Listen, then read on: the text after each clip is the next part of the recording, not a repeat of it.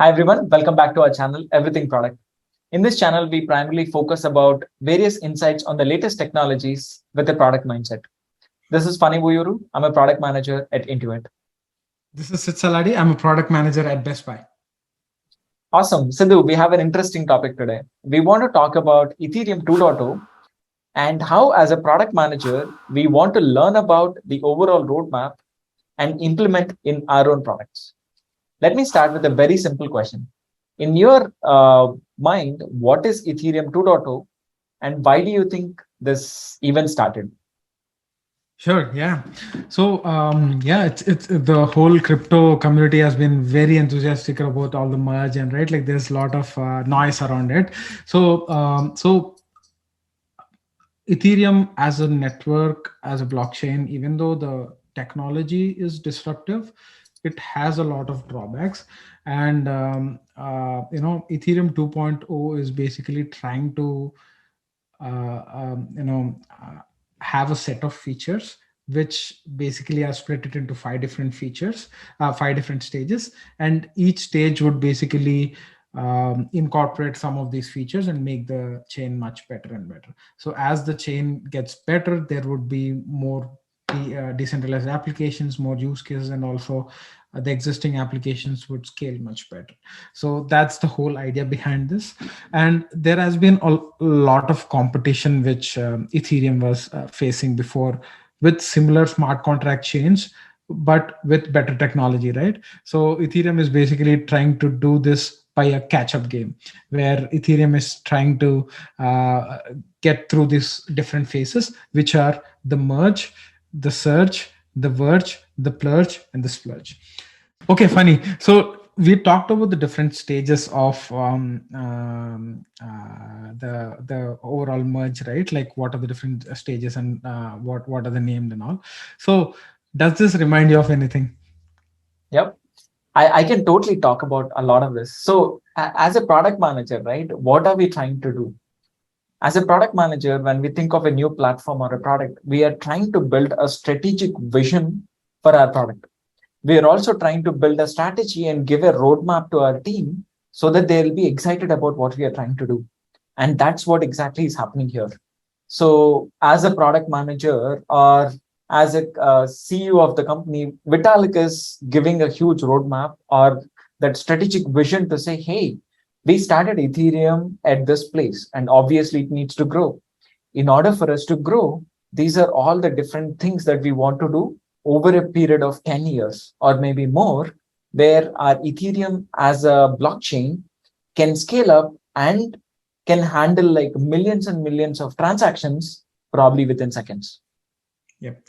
Yeah, and I think you bring up a very important point here, right? Like as product managers, you're actually trying to solve a problem, but if you don't have the vision in mind and build a strategy to reach that vision, which basically gets you to the roadmap piece of things, it'll fall apart, right? So you've seen, and I've seen it many times in with many teams. Unless until you have that strategy in mind and also a path on how you're going to reach that, it's not going to stay. And I think this is what Vitalik's trying to do, right? He's basically calm down all the people who are criticizing Ethereum, and showing them prove that the future and the vision would be somewhere in the moon, right?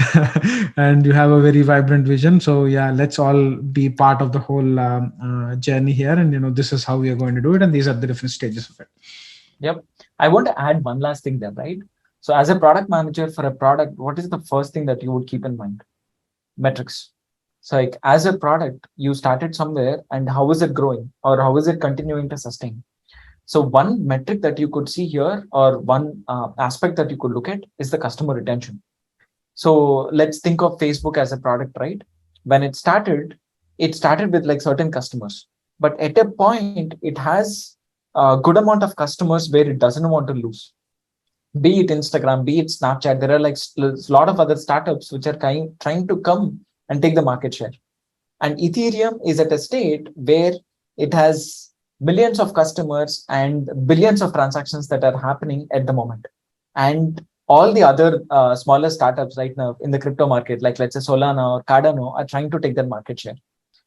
So they're trying to keep their current customers or the market share going by giving a huge roadmap to say, dude, we'll be there in certain point. So don't go away.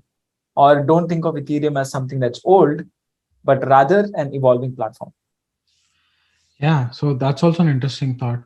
So if let's also maybe see, right, if I was a product manager for Ethereum, what would I pick as my North Star metric?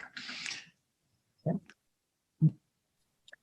What are the different metrics which we can measure? Let's maybe look at that, and then let's then pick a North Star metric for that. So I'd say number of transactions for sure is something we can measure, right? Like the more transactions, more utility, and how is it going week over week, month over month, year over year, and all of that stuff. That could be one metric. And maybe the number of applications that are being developed could be a metric. Number of users in an ecosystem could also be a metric. So yeah, these are the ones which I can think of. What do you think? I love that thought, Sidhu. So I'll actually put this into a two-way marketplace. Okay. So going back to like our initial way of thinking, right? Who are the two players here? One is the developers and the other one is users. Okay. All the things that you talked about from a user standpoint is 100%. Like I'm going to look at those. The other thing that we need to continue to maintain, especially this being a decentralized platform, is the developers. If the developer community is not vibrant, you're not going to get new things, or you're not going to get new enhancements to the platform, especially this being a decentralized. I'm going to like stress on that, right? If a Google Play Store, take Google Play Store, right? People are getting money by creating their own applications. The same thing is happening here. People are going to make money. People are going to continue to grow as they grow applications here. And that's what Ethereum has to look at as well. The number of developers or number of code mergers that are happening, or number of active applications that are being built or enhanced, right? That's the two-way marketplace they have to look at. Yep, that's right. So yeah, so that brings in like another variable, right? Like when we look at the two-way marketplace, we have to maintain both of these players in the whole marketplace. So I'd say maybe let's say the number of transactions would be the North Star metric, but I'm assuming that there could be also a secondary metric where we could say the number of applications which are built, right? Because there could be just one application with millions of transactions, but we want to make sure there are enough players in the game, and also there are enough transactions that are happening. So that will be on the user's point of view, the network point of view, but from the developer's point of view, maybe the number of developers or code mergers or something, that could be some metric which we can look at, right? Yeah, I am on the same page. Like probably monthly active users in terms of like number of developers who are monthly active users for Ethereum. But on the user side, I agree. Number of users could be one metric, but the North Star, I think, is the number of transactions. Yeah, and also I was just looking at Ethereum's vision. Looks like Ethereum's vision is to be more scalable, secure, and remain decentralized. So yeah, that's also another thing to make sure we keep these things in our mind while we do the metrics, right? So even though there are billions of transactions, it should be much scalable. So something which measures scalability could be a metric which is basically tying back to the vision. And that's interesting when we could go talk hours and hours together on metrics and all of that stuff. But yeah, let's maybe quickly move on to what the phases are, and let's discuss about these phases now. Yep, absolutely. I can start with the first one. The first one is the merge, right, which recently happened. In a very simple terms, Ethereum started as a proof of work, which basically means thousands of developers can fight to find one code, which basically helps them like create that new block and validate the transactions.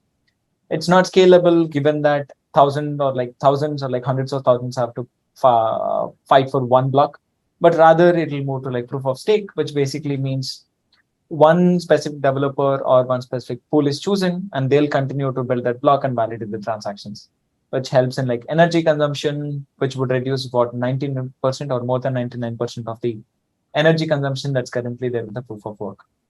Yeah, that's right. So then the next phase is sharding, right? Which is Actually, before we go to the next phase, right? What do you think as a product manager we can learn from this phase?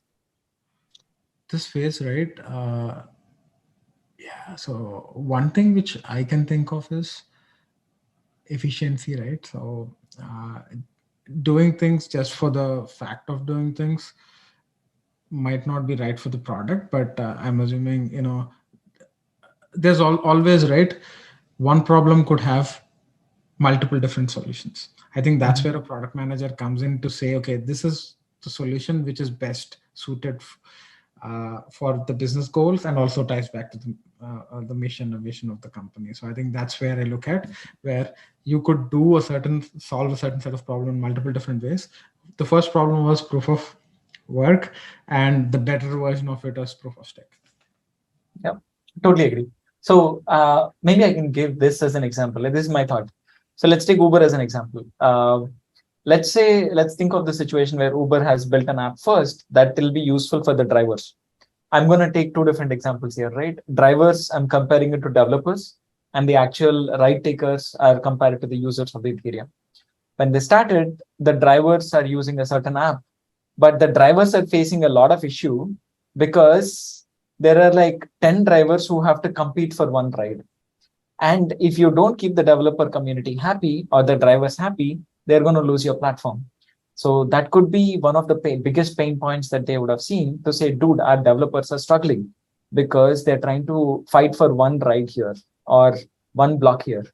So in order for them to make them happy, and in order for us to like keep the monthly active users for our developers here, I'm going to solve this as the very first problem. Yeah, man, that's a really good analogy. So this is basically, we are trying to solve that problem through dividing them into different pools and all of that, so that people are not fighting for the same customer, right? So imagine like 1,000 drivers fighting for one customer. The first one who clicks it gets it. Would be like, these people playing a game on their phone, right? That's right. Yeah. Yeah, man. Yeah. So then let's move on to the next phase here, which is sharding. So I think this again ties back to the vision of what Ethereum is trying to do: scalability. So at this point, Ethereum, I think, can handle just 20 transactions per second. So that's very low when you compare to traditional players like Visa, PayPal. So Visa does like 24,000 transactions, PayPal does 200 transactions, and Ripple does like 1,500 transactions. So it's very small, right? So the way which Ethereum is trying to overcome that is they're sharding. They're basically adopting a sharding mechanism where, imagine you have a database with 100 different names mapped to 100 different addresses. Each node has to validate all of this and add the transaction which happens. But now you're actually sharding that and dividing it into 10. So each node basically just validates 10, and then again they come back saying, acknowledging that all of this is done, and they merge it to the main chain. So that is the biggest benefit, and it's exponential gain in the number of the transactions that happen per second, right? So it's basically increasing that to 100,000. So there's less number of players who are fighting for validating transactions. The gas fees is lower, and there are more transactions that each app could basically get through. Yeah, 100%. Yeah, I have a very interesting example here, Sidhu. I'm still thinking through. So let's think of a spreadsheet. Okay, let's say when we were in college, we used to use MS Excel. Like, let's say four of us working on a project. All of us has to, let's say, update on the same spreadsheet. Okay, what you will do? You will probably update it first, send me an email, then I'll take that, update it more, and then we'll probably send it to Srinath, and then Srinath has to update it. So we are stuck on each other because we are dependent on one single blockchain or one single spreadsheet here. But now let's enter Google Sheets. So Google Sheets gives us a mechanism where everyone can come in the same place and continue to update in the same sheet. But what it will keep doing parallelly is it'll keep much. So what does Google Sheets have? It has a database at the backend As and when we update, it's continue to like push into that and push it at the same time to all of us. I think that's what they're trying to do here as well, where everyone can continue to do the same thing, but it is on single individual chains. Everyone can update on the chain, and it will automatically keep updating it to the bigger blockchain. Bigger blockchain, yeah, that's right. So that's when other players need not wait till this basically be node solves for this all the different nodes spread it amongst themselves, they solve it, and then that keeps going on. So yeah, Yep. that's an interesting way to solve this. Coming back to our principle of like, what does as a product managers, what are we learning, right? So the very first step, what I think Ethereum took is to help their developers or the drivers in scaling or like getting their rights faster and not competing among themselves. I think the second step is actually focused on users. And like you talked about, the North Star metric is to have the number of transactions. And in order for them to hit the metric, this is one of the primary things they'll have to do. And I think as a product manager, keeping that both the hat, right, making your developers happy, making your users happy, I think that's what this is trying to do here. What do you think? Yeah, that's right. And it's always a chicken and egg problem, right? Where you try to balance both of these worlds. But I think doing it in that specific way will basically enhance the whole network. Let's say, yeah. And also, I was thinking about a couple of different things, right? Like where different apps or social apps that could be built on Ethereum. And I was going through some of these numbers here, and interesting numbers are when you look at Gmail or some of these mail apps, there are like 3.4 million transactions that are going on. So WhatsApp, it's 700,000. Google searches are 68,000. Tweets are 6,000 something. So when we look at these apps maybe existing in Ethereum, imagine the amount of scale Ethereum has to reach to support these level of transactions. Now it's just 100,000 per second. When there is millions of transactions for just one app, imagine there being hundreds of app in this network, and the whole network being supported, and also all of these nodes merging all of these things. So people might people think Ethereum is a game changer, and it's a disruptive technology. I say, I agree with that, but there's like miles and miles to go. There's 10, 15 years down the line, which the network keeps scaling and increases, and there are more and more use cases that come in. Yeah, 100%. I want to add one last thing on this point, right? Think of as a product manager, how do we continue to like improve our product? I think this is a great example because they know that they're not scaling. They have 20 transactions per second. It's not scalable, but they're making sure to build a platform to say, hey, I am good right now with the current traffic that is happening. I can still maintain. I'll give you an interesting analogy, right? Let's say you buy a product off the shelf to make sure your company continues to run. So right now, what they're trying to do is probably they're trying to use these additional chains to do some of these transactions. And what they're doing is they're continuing to make sure their roadmap is good so that down the line, they don't have to rely on other things where they can maintain everything on their own. Yeah. Yeah, also another thing which I was thinking as you're talking, so there are, I think the percentage of applications on Ethereum now are more of DeFi.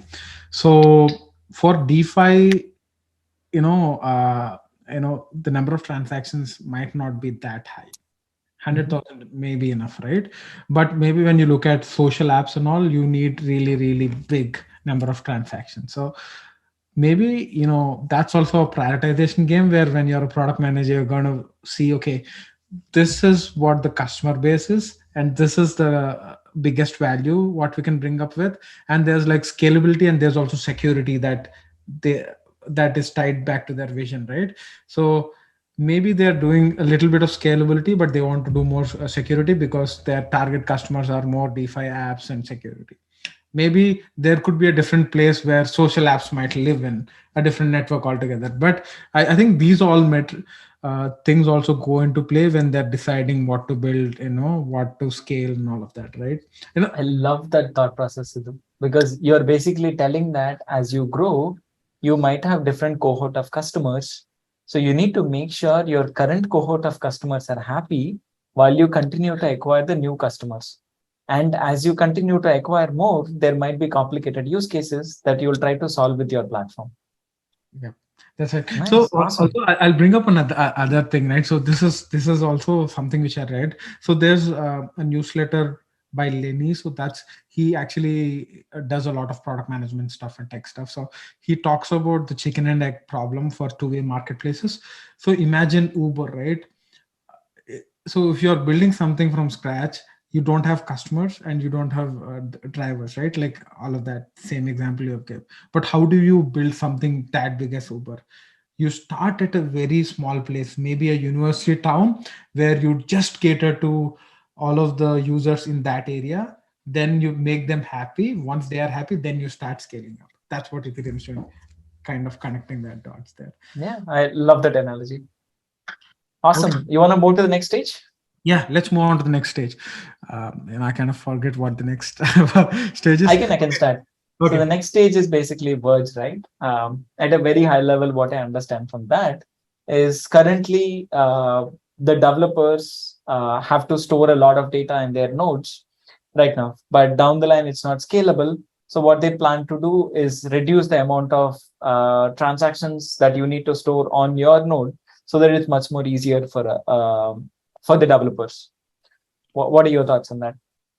Yeah, that's right. So storing all the data and also validating with that large amount of data would delay the process again. So now this is basically creating feature that enables more and more validators to come validate more transactions. So more transactions they validate, the more money they get. So that's basically incentivizing more validators to come in and validate more transactions in the network. So that's taking care of other piece of the marketplace. Yep. Yeah, again, going back to the our comparison, right? Developers is one of the important cohort, and they're trying to make them happy, because as they continue to grow, if they know that they can make more money by doing less work, that's going to be more attractive for them. So that's also a good roadmap to keep your current drivers, or to keep your current developers to continue to stay in the platform. So should we also think of people who maintain the network as another a three-way marketplace? So there are users, developers are one part of it who are building apps. There's validators at one part. Yeah, No. I love that thought. Yeah, no, I love that thought, because now what's happening is developers, I mean, we can take that definitely, because developers could be someone who is actually building applications. And then you might have someone who is actually validating the transactions. Or there is a third party where you might be hosting a node but not doing anything else.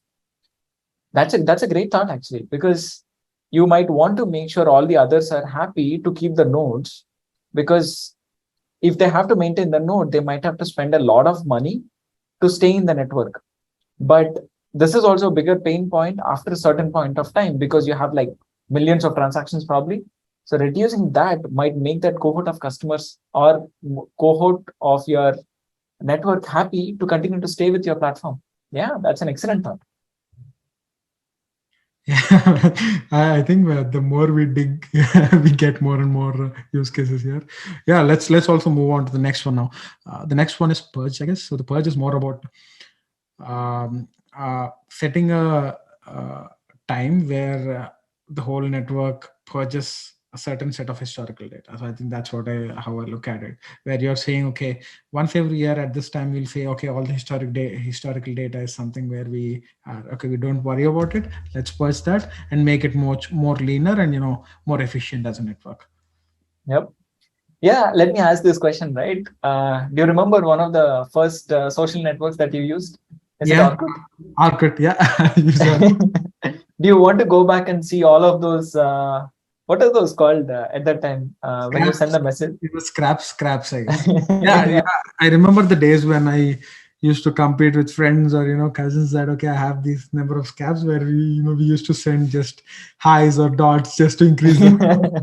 But yeah, 3 or 4 years back, Google was like shutting it down and send everybody email saying that, do you want to download data and all. I think we don't care about it anymore. Yeah. Yeah, exactly. And I take one more example, right? Farmville. I don't know. I have no idea why we are so interested in that when Facebook launched it. But now, if I think about that, we don't care about any of that, and that's what Purge is trying to do. Like, all we care is probably the last 1 year of transactions or last 1 year of what we did, and that's what they want to keep. And all of the other data, they don't want to throw it. Obviously, few of the big players will continue to host that history, but all of the other ones, they don't have to carry that history. Rather, just have the last 1 year of data, and they'll continue to purge that. So that being, some players would have the complete history, and all the other players would basically have a subset of it, and they'll be basically feeding on that if there's a necessity that they have to get to. Yeah. Who do you think is the customer for this one? Like, when we were going back to our customers, right? Like, we're thinking about developers, and we are also thinking about hosters, maybe for keeping the notes and stuff. And the third one is actual users. Who do you think is the customer that is being benefited by this? So so that's basically storing less data, right? So the less data you store, the less time it takes for the transaction. So it's basically validators, I'd say. Yeah, that's true. I'm also on the same page. I think it also uh, helps in terms of the energy or the amount that you're spending, right? The very first step that they did with the merge, they're reducing the energy consumption to, like, let's say 1%. But think of that 1% 15 years down the line. That 1% still could be a crazy amount of energy that we are consuming in order to, like, store the data. Maybe that's what they're trying to do here, where they purge that so that you don't have to, like, uh, have, like, crazy amount of, like, storage systems that need to host of this at, like, thousands of places. Yeah, that's right. So that's, we have discussed about 4 stages, right? The first one was merge. Merge was basically just moving proof of work to proof of stake. Then we were talking about the phase which is surge, which is more of scalability, 20 transactions per second to 100,000 transactions. Then we talk about the Verge, which is eliminating the extra storage which validators have to do. Then we talked about the Purge, which is basically dumping all the historical data and just having the data which is enough. So these are all the 4 stages. Now the last stage, Splurge. So what is it? I'll start with the product analogy here, right? So, Sindhu, what is your roadmap 3 years down the line? For The Ethereum? way I no, in general, right? Like, let's think of our product. So I'll give you an example. If someone comes and asks me, hey, what is my roadmap 2 years down the line? What I'll basically tell is, hey, for the next 1 year or 1.5 year, I have a concrete roadmap of this is what are the things that I want to do. But beyond that, anything that I learn from here, I'm going to put it in that 2 year roadmap, where I'm going to probably do all of those things. I think that's what they're trying to do here as well. Like, the 4 stages are concrete. They're telling exactly what they want to do. But beyond that, there is a lot of additional things that can be done. So I think that's what they did for the stage 5 of Splurge, where it's like they dumped a lot of things there to say, okay, we might be doing a lot of these things, but it's still down the line. I think that's what they're trying to do. Yeah, I think it was vague intentionally. So even look, for your question of if anybody asks me what's 2 years down the line, I can tell them this is what the vision is. This is what the themes would be, but I cannot tell them this is the feature which is going to come out in 2023 December, because I think customer preferences change. Roadmaps are more like guardrails where we want to go to, but not set dates of what you want to do. I have clarity of what the next quarter is, or the quarter after it, but everything changes as we learn more from the customers, as we do discovery, as we do more experimentation. Yep. Love that thought. I'm also on the same page. Cool. This is a great discussion, Sidhu. I'm going to ask you this, right? If you want our viewers to take 2 things from this video, what do you think those 2 would be? So I would, the first thing from Ethereum point of view, I'll talk about Ethereum point of view and also product manager point of view, right? The Ethereum point of view is Yeah, the network is basically getting better and better, more secure and more scalable. So that's what I would say. So I would say this basically enhances the network and kind of eliminates all the competition which it had before. So that was one point from the product manager's mindset, right? Even though they're doing a lot of different things, it seems like they're doing a lot of different things, a lot of different improvements and all of that stuff. When you look at their mission, right? The vision, which is scalable, secure. So all of these points tie back to that.